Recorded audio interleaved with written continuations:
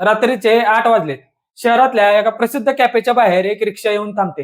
त्या कॅफेतून एक मुलगी बाहेर येते, जिने शाळेचा गणवेश घातलाय, चेहऱ्याला स्कार्फ बांधलाय आणि डोळ्यावर चष्मा घातलाय. ती घाईघाईने रिक्षात बसते आणि 2च मिनिटात पाठोपाठ एक मुलगा येतो आणि तोही त्याच रिक्षात बसतो. हे दृश्य पाहून काळजात धस्स होतं, कारण ती मुलगी केवळ 8वी किंवा 9वीत शिकणारी अल्पवयीन मुलगी आहे. मित्रांनो, हा केवळ एका मुलीचा विषय नाही, तर गेल्या 1.5 तासात अशा 5 ते 6 शाळकरी जोड्या त्या कॅफेमधून बाहेर पडल्या. कॉफीच्या नावाखाली पडद्याआड नक्की काय चाललंय? आपल्या मुलांच्या भविष्याचा लिलाव होतोय का? आजचा हा व्हिडिओ प्रत्येक पालकांसाठी वेकअप कॉल आहे. नमस्कार मित्रांनो, स्वागत आहे तुमचं आपल्या लाडक्या मराठी जोश कट्टावर. समाजातील अशा घटना ज्यावर सहसा कोणी बोलत नाही, त्या जळजळीत सत्याला वाचा फोडण्याचं काम आपण करतो. आज आपण अशा एका विषयावर बोलणार आहोत, जे ऐकून तुम्हाला वाईट वाटेल. पुण्यातल्या हडपसर आणि पिंपरी चिंचवड सारख्या भागातून समोर आलेलं हे वास्तव. महाराष्ट्रातील प्रत्येक शहराची कहाणी बनताय का, हे आज आपण पाहणार आहोत. मिळालेल्या माहितीनुसार पिंपरी चिंचवड मधील एका हाय प्रोफाईल कॅफेमध्ये राजकीय बैठकीसाठी गेलेल्या काही प्रत्यक्षदर्शींना धक्कादायक अनुभव आला. 200 ते 250 स्क्वेअर फुटांच्या छोट्या कॅफेमध्ये रंगीत पडदे लावून प्रायव्हसीच्या नावाखाली अल्पवयीन मुलांना जागा दिली जाते. फक्त 100 ते 200 रुपये जास्तीचे देऊन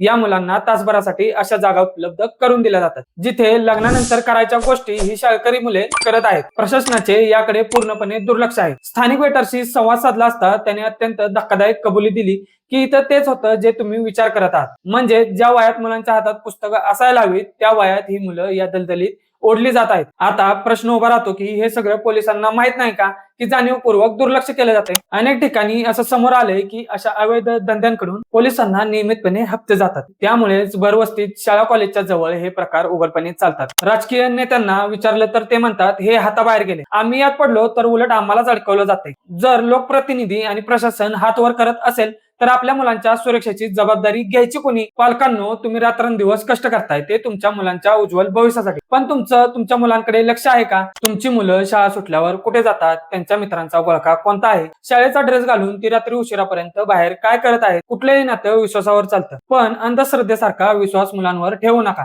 त्यांना मोकळीक द्या, पण त्यांच्या हालचालींवर बारीक नजर ठेवा. मुलं जेव्हा अल्पवयीन असतात तेव्हा त्यांना चांगल्या वाईटाची समज नसते. एकदा का या गोष्टीची लत लागली तर त्यांचे संपूर्ण चारित्र्य आणि भविष्य उद्ध्वस्त व्हायला वेळ लागणार नाही. आपल्या पुरुष प्रधान संस्कृतीत मुलाने चुका केल्या तर त्याला हिरो मानलं जातं, पण मुलीकडून चूक झाली तर तिला चारित्र्यहीन ठरवलं जातं. पण विचार करा, या प्रक्रियेत नुकसान दोन्ही बाजूच आहे. समाजात मान खाली घालावी लागेल असं कृत्य कोणतंही मूल का करते? कारण आपण संवाद थांबवला आहे. ही वेळ मेणबत्ती घेऊन मोर्चा काढण्याची नाही, तर वेळेआधीच सावध होण्याची गरज आहे. महाराष्ट्रातील घराघरात हा व्हिडिओ पोहोचवा, जेणेकरून एकही आईबाप अंधारात राहणार नाही.